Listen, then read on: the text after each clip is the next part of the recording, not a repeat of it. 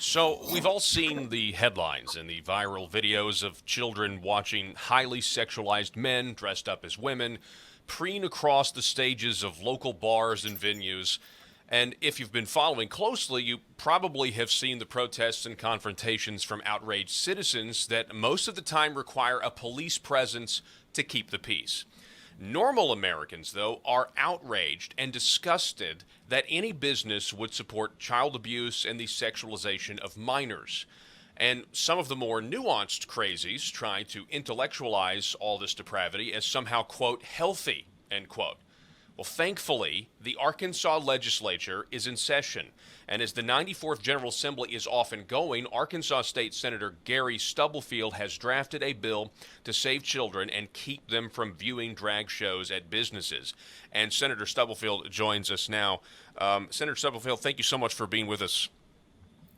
Thank you, Paul, for having me. Yes, sir. So the news here is, and I just watched it. I mean, I guess less than 30 minutes ago, your bill passed out of a Senate committee, and I didn't hear any no votes. I did hear a lot of opposition from the LGBTQ crowd, though. True, true. I didn't hear any. There were no votes as far as I could tell. So talk a little bit about why this was important to you. Why was this one of the first bills that you wanted to get behind in this session? Well, I think there's three other states that are proposing the same type of legislation. They're not as far along as we are.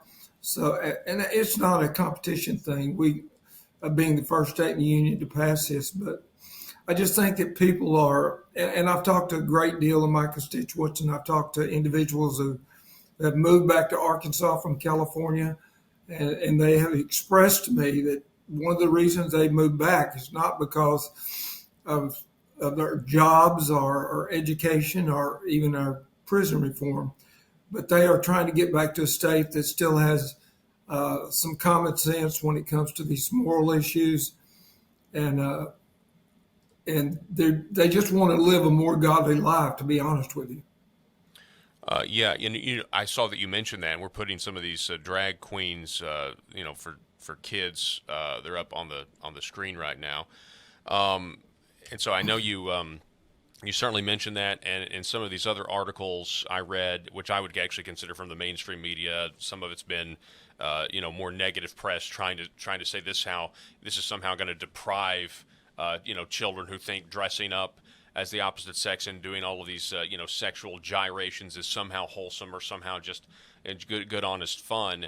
But you cited a verse in the committee hearing today from Deuteronomy, but you also have cited another one from the New Testament in some of these reports that I've read, talking about millstones. I've been talking about this for a while now as well. That what we're doing to make these little children stumble here. We do have a responsibility. The government does. You, as a civil magistrate, have a responsibility to not put children on the path to hell. That's right. The Word of God has always trumped the federal government. I mean, when you're given a choice to obey an unjust law or the Word of God, I've always chose, to stick with the Word of God. Much like Daniel did when he was told not to pray, he went ahead and prayed, and God took care of him. So I believe that God will take care of Arkansas if we stay true to His Word. Yeah, absolutely. I noticed that there was, towards the end of the committee hearing, again, where your bill passed unanimously, even though I know there was the ACLU was there making arguments, and I want to talk about the specifics of the language here in a minute. But there was a threat leveled at you. The committee seemed to end. The screen went to blank. I was viewing remotely. And then I noticed, I think it was I heard Senator Kim Hammer's voice come on the microphone and say something about a threat that was leveled at members of the committee after the meeting had concluded, and he wanted it on the record, and he wanted it reported to authorities that you guys had been threatened by somebody apparently from the LGBTQ enclave. Correct. And I did not hear the entire threat. I just heard a portion of it. I exited the room. And so, but a lot of the correspondence I have gotten over the last uh, 20 days since I filed this bill have been some of the most vulgar and obscene uh, emails I've ever gotten over any subject. And I'm thinking, these are the people that claim they protect our children, and yet they respond to someone like me with some of the most vile language I've ever heard. So that tells you a lot about, you know, this group. And I don't want to categorize them as to being, because I've talked to some that are very civil and they disagree. We happen to disagree, and that's it. But some have gotten rather violent and threatening. So Yeah. Well, it's some just part people, of it. I noticed some they were trying to say that this was somehow going to ban drag shows entirely, and I was shouting at the screen, Gary, and I was just saying, no, this is about kids going and Yeah, their parents taking them, and people say, well, it's a parent's right. No, it's not a parent's right to abuse a child and subject them to adult entertainment, and that's clearly what this is. I mean, I know you agree, and that's the reason you ran the bill. Can you tell us a little bit about the verbiage? There was some talk in the committee about words, and you made the point, legal definitions of you made the point that in order to be guilty of breaking this law if passed, that you actually have to, it's not but it's and. Can you elaborate that's on that for the right. audience? Yeah, there was a list, I think, of four things, and they all had "and" connecting them, which meant that an individual had to be guilty of violating all four of these, including the word "period," which is a legal term. I mean, they were right. The people that came and talked about it, that is a legal term that a lot of people have to look up the definition to know what it means, but it simply involves sexual behavior towards other individuals, and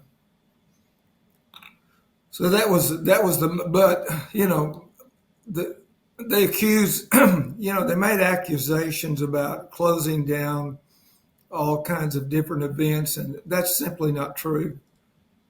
This was a bill that was directed mainly at protecting our children. Well, and that's why I And, just showed. That's why I was just showing the audience just a few examples of these shows that have happened all across the country where children are clearly present, minors are clearly present, and for them to say, I know there was an actual drag queen that testified today in the Senate committee. I don't know, that may be a first. Um, and the drag queen was saying, I don't know which pronoun to use. The drag queen was saying that not all drag shows are sexual, and it can be somehow nuanced or whatnot. So talk about the House. The bill now is going to go to the House committee. I mean, is this a done deal in Arkansas? Is it no, what do you think? it's not a done deal, but the way they portray this is that this activity is a wholesome and family oriented presentation, and it's actually not. I have a friend in Dallas who they're dealing with the same issue, and 3 or 4 years ago, it is morphed into something much deeper uh, than they ever dreamed it would. They claimed it's this wholesome entertainment, and it's really not this wholesome entertainment, because when you put a 3 and 4 and 5, 6 year old kid in front of a group of men who are dressed up as women, and it's very difficult for them to not have some type of purient, uh, you know, activity in front of these kids. It's just almost impossible, because that's what they do. I mean, that's exactly what they do. Whether Right. or not they intend to drag a child into this or not, it's a natural activity of this type of activity of behavior. And this bill will go on to the House, and possibly could be heard by the Senate next week on the Senate floor. Right. So Oh yeah, right. Yeah, so it's on to he's going to have to be passed by the full Senate, and then it's on to the House. Yeah, so I got to step ahead of that's myself. correct. Yeah. Yeah, it'll be before the Senate floor next week. Okay. Okay. Well, I mean, you expect? I mean, your colleagues on the committee seem pretty supportive. I'm sure the whole Senate body is supportive of this as well. Well, What do you don't think? ever take anything for granted, Paul, because I, you know, I had a TikTok bill this morning that 20 states have passed, including our entire military, our Security Exchange Commission, and the FBI has deleted this app from their phones, Right. and yet we couldn't get it through a committee this morning in state agencies. So, I don't ever take anything for granted down here. You just never know. Yeah, well, that's for sure. Well, my last question is again bringing this back to the government's responsibility here to protect innocence. In your testimony opening for the bill, you talked about how you can even remember when you were 3 or 4 years old, when you were very young. You can remember back when you saw something that wasn't right, or you knew, hey man, Right. and how and the effect that had on you. And kids today are going through things that we couldn't even imagine 5 years ago, let Right. alone 10 or 20 years ago. And so I'll give you the last word, Senator Gary Stubblefield. Well, these small children, when they see a lot of things like this, it leaves a real torturous effect on their conscience, and they lose their innocence at such an early age. I think that's one of the reasons where when Jesus says, "Suffer the little children to come unto me, for such is the kingdom of heaven," I've often wondered why that heaven must be like a lot of little kids. And I think that innocence plays a great deal in that. But, it was George Washington that he said, the Constitution was written for a moral and religious people. It will not work for any other. And I think that's one of the reasons we're having such a debate today and a controversy about our own Constitution, because we've become such an ungodly nation. Yes. And everything goes. Anything and everything goes. If it feels right, do it. Yeah. And I, that's not the way the founders wrote this Constitution up. I I mean, we're a nation that's, we're a Christian nation, but we're certainly not a nation full of Christians. However, our heritage was based on Christian principles. I mean, our Declaration, our Constitution, all that was taken from the Word of God. yeah. It's what made us a great nation. We're not a perfect nation. We've made a lot of mistakes, but Well, we have, and you reference being a Christian nation. I mean, in the Constitution, a president, when he has a certain amount of time to sign bills into law, uh, uh, Sundays don't count against the clock. So Sundays is obviously right, a standalone Christian holiday. So it's actually built into the Constitution to assume that Christians are going to be in the government. Well, and you mentioned that we're not a nation full of Christians anymore, and I would agree with you there.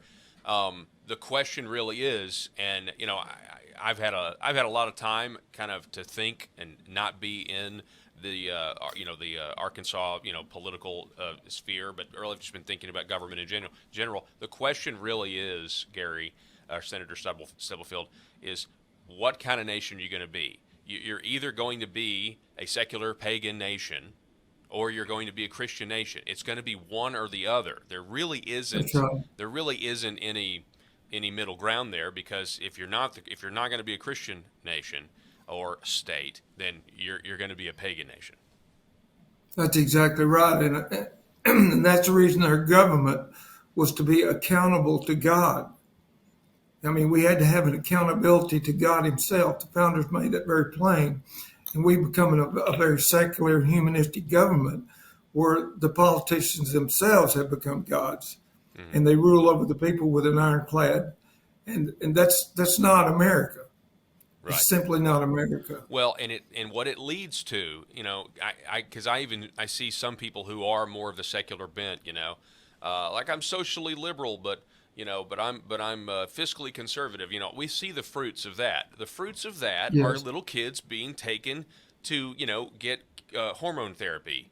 To yes, chemically castrate them, or to drag shows. I mean, that's the fruit of that. If you're one of these, kind of secular people that don't like that, oh, they're taking it too far. Well, you need to realize that there's things that are further up the slope that we eroded away and we allowed to happen that brought us to this point. So if you want kids and drag shows to not be a thing, then we're going to have to go back and start accepting conventions, Christian conventions, that we have long since thrown out. Things like, phrases like, well, I personally disagree with that, but far be it from me. It's like, well, no, we see the fruits of that mentality, don't we?